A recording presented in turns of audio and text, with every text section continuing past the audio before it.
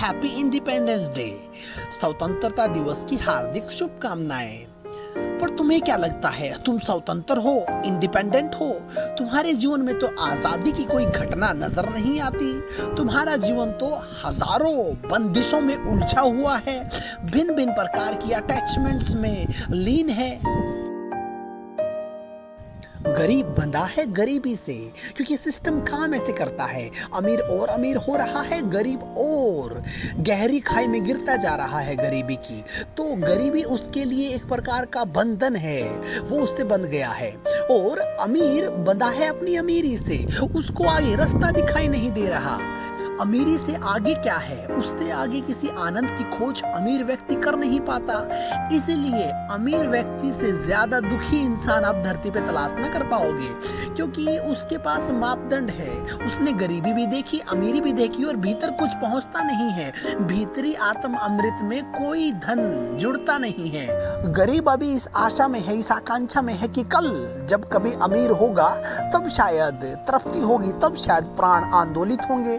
लेकिन अमीर ने तो जान लिया, जीतने के बाद भी कोई आनंद मिलता नहीं है, कोई शांति, कोई प्राण तृप्त होते नहीं है अमीर होने के बाद भी। अमीर ने तो इस बात को जान लिया, गरीब के पास मापदंड नहीं है अमीरी और गरीबी का, उसने सिर्फ गरीबी को देखा है। तो इसलिए आशा बंधी रहती कि शायद कल को अमीर होंगे तो शायद प्राण तृप्त हो जाएंगे। लेकिन अमीर ने तो जीत कर, अमीर होकर जान लिया कि अमीर होने के बाद भी घंटा कुछ नहीं मिलता।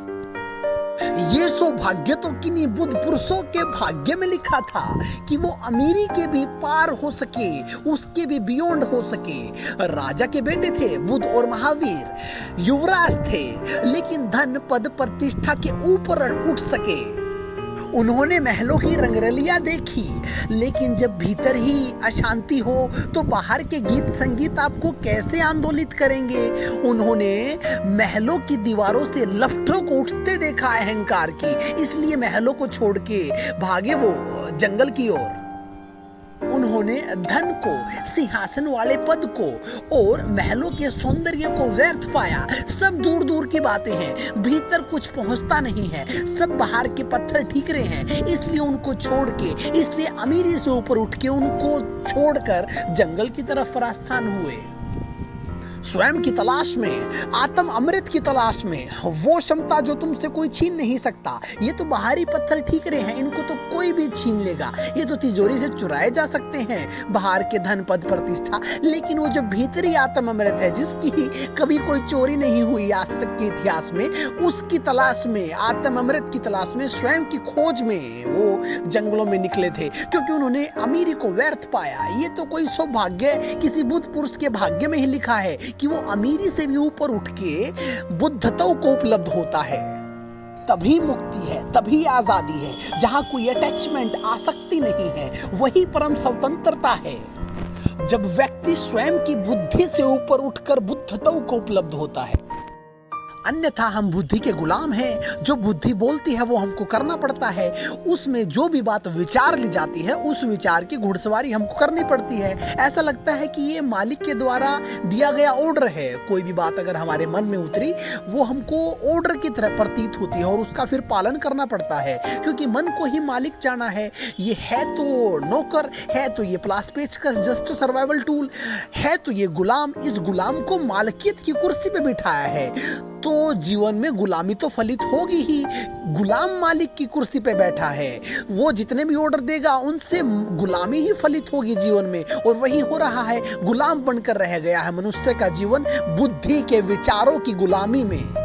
इस गुलामी का टूटना अति अनिवार्य है। ये हमारे मास्टर और हमारे स्लेव के बीच का संघर्ष है, जिसमें हमने स्लेव को मालिक जाना है, नौकर को मालिक समझ बैठे हैं। मालिक और नौकर का टकराव है ये तो प्रत्येक विचार की घुड़सवारी करना जरूरी नहीं है। जो भी विचार आए, जैसा भी विचार आए, उसको एग्जीक्यूट करना जरूरी नहीं है, उसकी घुड़सवारी करना जरूरी नहीं है। तादात्म धीरे धीरे टूटता जाएगा जैसे जैसे आप प्रत्येक विचार की घुड़सवारी करना बंद करोगे, और मालिकों का मालिक प्रकट होता जाएगा। जब तक आत्म अमृत नहीं मिलेगा, मालिकों के मालिक से साक्षात्कार नहीं होगा, तब तक गुलामी रहेगी, तब तक प्राण शांत न होंगे, तब तक तुम इस नौकर नौकर को ही, मन को ही मालिक मानते रहोगे जब तक असली मालिक से साक्षात्कार नहीं होगा।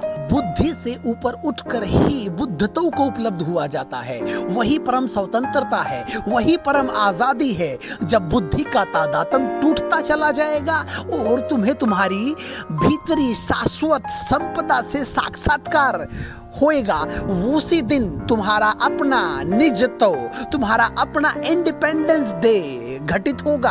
उसी दिन आज़ादी घटित होगी। ये तो फिर 1947 में ये जो आज़ादी हुई, ये तो बाहर के देश की है, ये तो बाहरी बात होगी, एक्सटर्नल। लेकिन वो जो भीतरी शांति, वो जो भीतर के मालिक का और गुलाम का जो संघर्ष है, जिस दिन उसमें तुम्हारा बुद्धत्व जीतेगा, जिसमें उस दिन नौकर मन का तादात्म्य टूटेगा और मालिकों के मालिक से साक्षात्कार होगा, उस दिन आजादी होगी घटित।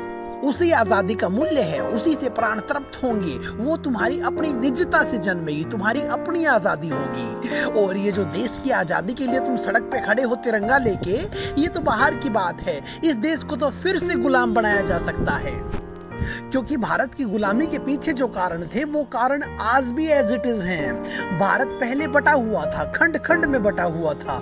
यहाँ पे शूद्र थे, क्षत्रिय थे, कोई अपने आप को स्वर्ण बोलते थे, कोई ब्राह्मण बोलते थे। देश खंड खंड में बटा हुआ था, इसलिए कोई भी आया, कोई मुगल आया, कोई अंग्रेज आया, कोई भी आया, इसको गुलाम बनाना काफी आसान बात प्रतीत होती थी। सिर्फ और सिर्फ कुछ क्षत्रिय ही सामने आए स्वतंत्रता की लड़ाई में, बाकी किसी दूसरे को कोई लेना देना नहीं था उससे। क्षुद्र को मतलब भी क्या है? राजा चाहे दिल्ली में ब्राह्मण बैठा हो, मुगल बैठा हो या फिर कोई अंग्रेज बैठा हो, क्षुद्र को मतलब भी क्या है? वो तो गुलामी के लिए बंधा हुआ है, उसको तो गुलामी ही करनी है, वो तो सबसे नीचे है। इसलिए उसका कोई तात्पर्य, कोई प्रयोजन नहीं था लड़ने में, स्वतंत्रता की लड़ाई में। इसलिए भारत जो ये खंड खंड हो गया था, इसका गलत फायदा उन्होंने उठाया और देश को गुलाम बनाया। देखो, दुनिया में वर्ग हर जगह है, क्लासेस हर तरफ है।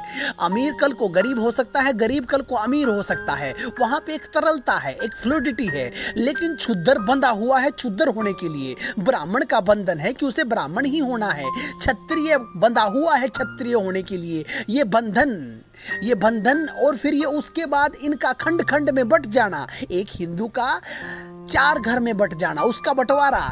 मैं नहीं कहता मनुस्मृति टोटल एकदम बकवास, उसको जला देना चाहिए। जब मैंने वो पढ़ी ही नहीं तो उसके विरोध में बोलना भी फालतू की बात है।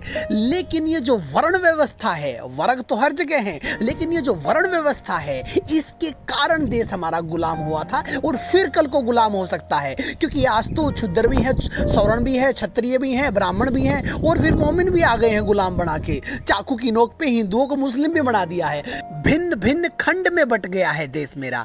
जब तक प्रत्येक खंड अखंडता का संकल्प ना ठान ले, तब तक एकता की स्थापना नहीं हो सकती, तब तक यूनिटी स्थापित नहीं हो सकती देश की।